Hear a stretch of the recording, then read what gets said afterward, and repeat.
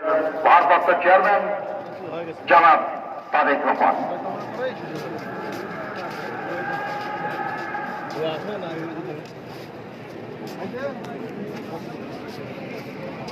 বিসমিল্লাহির রহমানির রহিম।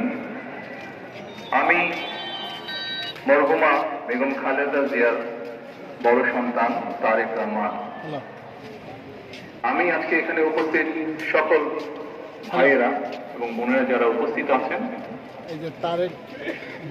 মরহুমা বেগম খালেদা জিয়া জীবিত থাকাকালীন অবস্থায় যদি আপনাদের কারো কাছ থেকে কোনো ঋণ নিয়ে থাকেন, দয়া করে আমার সাথে যোগাযোগ করবেন, আমি সেটি পরিশোধের ব্যবস্থা করবো ইনশাআল্লাহ। ঠিক আছে। একই সাথে উনি জীবিত থাকাকালীন অবস্থায় ওনার কোনো ব্যবহারে, ওনার কোনো কথায় যদি কেউ আঘাত পেয়ে থাকেন, তাহলে মরহুমার পক্ষ থেকে আমি আপনাদের কাছে ক্ষমা প্রার্থী। দোয়া করবেন আল্লাহ তাআলা যাতে ওনাকে বেহেশত দান করেন। আসসালামু আলাইকুম। আসসালামু আলাইকুম।